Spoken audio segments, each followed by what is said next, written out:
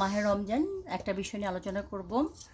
আপনারা যারা বন্ধুত্ব মেনটেন করেন, ফ্রেন্ড সার্কেল মেনটেন করেন, যারা বন্ধুদেরকে অনেক বেশি ভালোবাসেন, অনেক বেশি বন্ধু সার্কেল মেনটেন করেন, তাদের জন্য এই পরামর্শ। এটা অ্যাকচুয়ালি আমার পক্ষ থেকে পরামর্শ, বাস্তব অভিজ্ঞতা থেকে বলছি।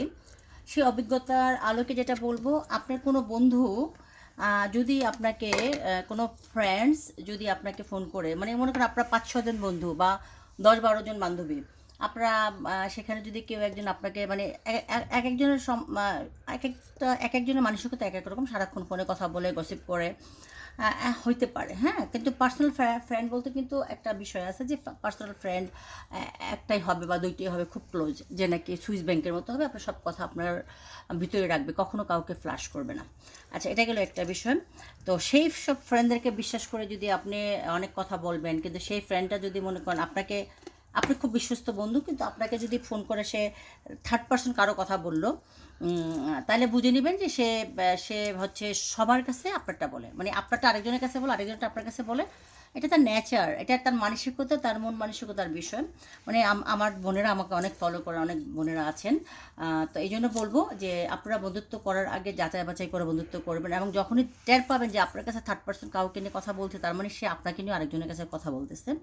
এমনও রিপোর্ট আছে যে সিট থেকে উঠে টয়লেটে গেছে, তখন যে টয়লেটে গেছে তার নামে গসিপ করা শুরু হয়ে গেছে।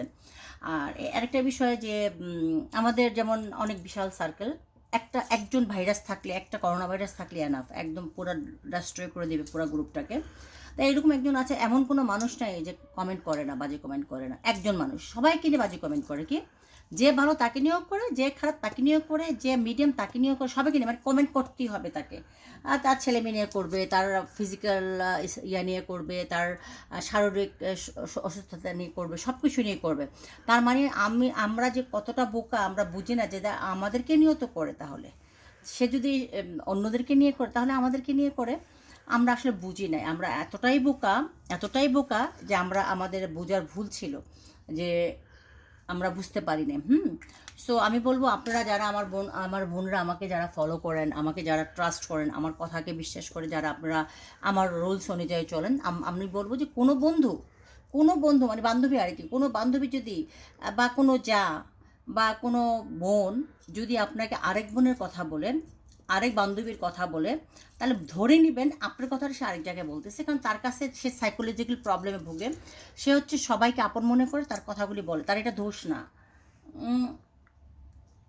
এটা তার হচ্ছে নীতিগত, মানে তার একটা জন্মগত বৈশিষ্ট্য, যে সে এটা ইউজ টু হয়ে গেছে, অথবা সে একাকিত্ব বোধ করে। তো আমি যেটা বলবো, আমি আসলে এই রমজান সবাইকে বলবো, আল্লাহ পাক সবাইকে হেদায়েত দান করুক, কারোর জন্য বদদোয়া করবো না যে আল্লাহ তাকে একা করে ফেলুক, খ্যান করুক, ত্যান করুক, এইসব কোনো বদদোয়া দেবো না। আমি একটা কথাই বলবো, আল্লাহ পাক তাকে হেদায়েত দান করুক, আল্লাহ পাক। কারণ আমার মতো মানুষ আমি খুব মেনটেন করে চলি, খুব মানে আমার মতো মেনটেন কেউ করে না। আমি আমার ফ্যামিলি মেনটেন করি সুন্দর মতো, আমি আমার ছেলে মেয়ে মেনটেন করি, আমি আমার ফ্রেন্ড সার্কেল, ছেলে ফ্রেন্ড, মেয়ে ফ্রেন্ড, সংগঠন, তারপরে সব কিছু কিন্তু আমি অফিস আমার মতো করে আমি সুন্দর করে মেনটেন করি, যেন কোনো রকম কোনো দোষ না ধরতে পারে। সেই আমাকে নিয়ে অনেক বাজে বাজে কমেন্ট করছে, হ্যাঁ।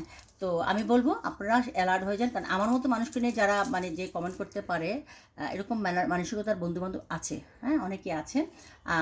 আমরা শুধু দোয়া করবো যে আল্লাহ পাক তাকে তুমি হেদায়েত দান করো। আপনারা একটু অ্যালার্ট হয়ে যাবেন, কারণ এই ধরনের বন্ধু থেকে আপনারা দূরে থাকবেন। এই বন্ধুরা কিন্তু আপনার জীবন ধ্বংস করে দেবে। আপনার বন্ধু, এইসব বন্ধুত্বের কোনো দরকার নেই। আপনাকে পাইলে আপনাকে সুপরামর্শ দিবে, 10 জনের গিবত করে আপনাকে আপন করে নেবে। বাট সে আবার আপনার কথাটা কিন্তু সেই 10 জনকে বলে, সেই 10 জনকে আবার সে আপন করে নেবে। মাথায় রাখবেন কিন্তু আপনারা এটা। আল্লাহ হাফেজ।